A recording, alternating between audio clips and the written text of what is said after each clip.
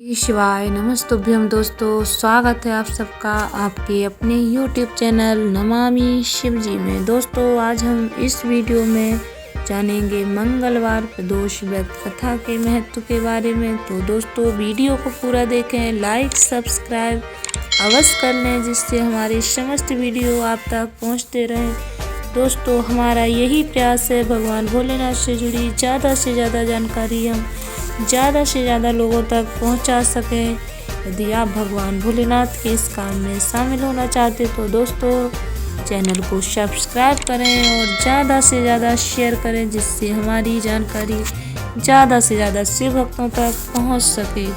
दोस्तों अब हम इस वीडियो में जानेंगे मंगलवार के प्रदोष व्रत से कितना फल मिलेगा आपको, इसे करने से आपको क्या लाभ मिलने वाला है तथा इस व्रत की कहानी क्या है। दोस्तों मंगल प्रदोष व्रत कथा पढ़ने से सभी बीमारियों का विनाश हो जाता है और शिव अवतार हनुमान जी की कृपा आपको सहज प्राप्त हो जाती है। दोस्तों सूत जी अपने शिव भक्तों से बोले, आज मैं आपको त्रयोदशी व्रत कथा विधि विधान से कहता हूँ। भक्तों त्रयोदश मंगलवार प्रदोष का दिन व्याधियों का नाशक होता है। इस व्रत में व्रत करने वाले को गेहूं और गुड़ का भोजन करना चाहिए। देव प्रतिमा पर लाल रंग के फूल चढ़ाने चाहिए। स्वयं लाल वस्त्र धारण करने चाहिए। इस व्रत को करने से मनुष्य सभी पापों व रोगों से मुक्त हो जाता है।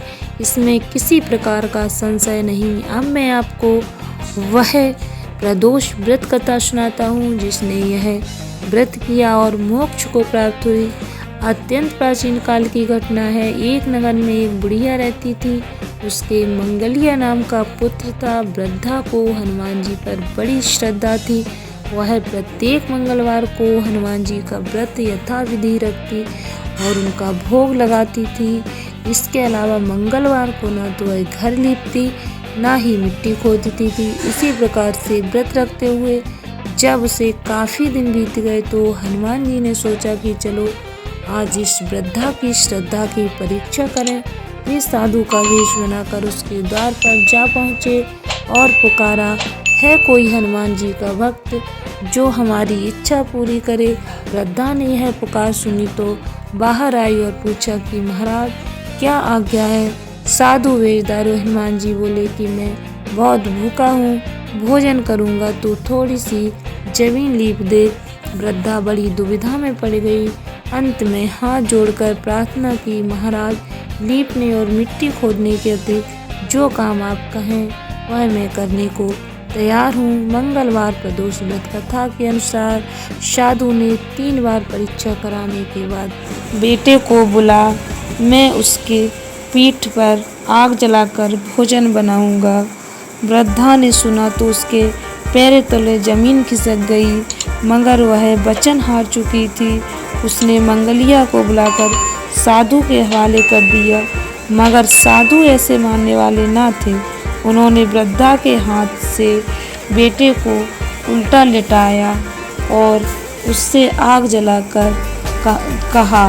दुखी मन से वृद्धा बेटे के ऊपर आग जलाकर अपने घर के अंदर जा घुसी। साधु जब भोजन बना चुके तो उसने वृद्धा को बुलाकर कहा कि वह अपने लड़के को पुकारे ताकि वह भी आकर भोग लगा ले।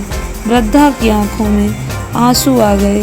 वृद्धा कहने लगी, अब उसका नाम लेकर मेरा हृदय न दुखाओ।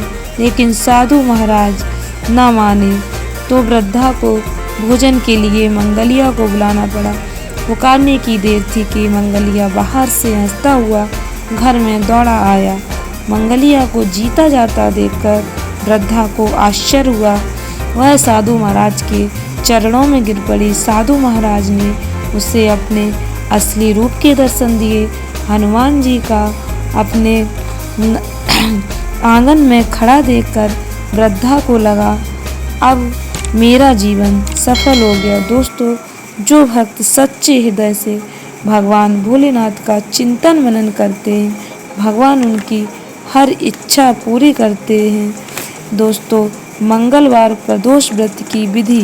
मंगल या भौम प्रदोष व्रत को भौम प्रदोष व्रत भी कहा जाता है। इस व्रत को करने वाले जातक को इस दिन प्रातः जल्दी उठकर स्नान आदि से निवृत्त होकर शिव जी का पूजन अर्चन करना चाहिए। दिन भर भगवान शिव जी के षडाक्षर मंत्र ओम नमः शिवाय का जाप करना चाहिए।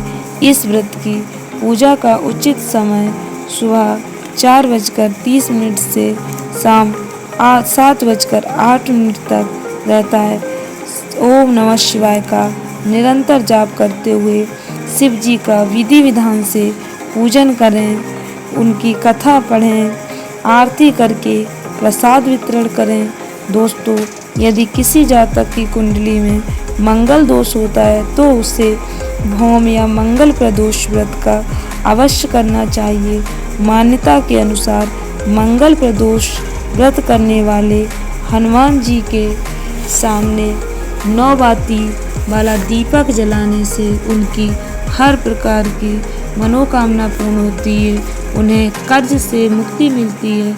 जो व्यक्ति भगवान भोलेनाथ के इस व्रत को पूर्ण श्रद्धा एवं विधि विधान से करते हैं, भगवान भोलेनाथ उनकी सभी मनोकामनाएं अवश्य पूर्ण करते हैं। इस व्रत को करने वाले पर हनुमान जी और भगवान भोलेनाथ की विशेष कृपा होती है। श्री शिवाय नमस्तुभ्यम। दोस्तों, जातक को शाम को फिर स्नान कर स्वच्छ श्वेत वस्त्र धारण करने चाहिए। पूजा का स्थान शुद्ध कर लें। जातक चाहे तो शिव मंदिर में जाके भी पूजा कर सकते। यदि घर में पूजा करते हैं तो 5 रंगों की रंगोली बनाएं, मंडप तैयार करें, पूजा की सामग्री एकत्र करके कलश रखें, उसके आसन पर बैठकर विधि विधान से भगवान भोलेनाथ की पूजा अर्चना करें। ओम नमः शिवाय का जाप करते हुए भगवान भोलेनाथ पर जल अर्पित करें। इस व्रत को रखने से सुहागिन स्त्रियों का सुहाग अटल रहता है। दोस्तों, भगवान भोलेनाथ के प्रति सच्ची श्रद्धा एवं भावना से करने वाले जातकों को प्रदोष व्रत का पूरा फल मिलता है। दोस्तों, श्री शिवाय नमस्तुभ्यम।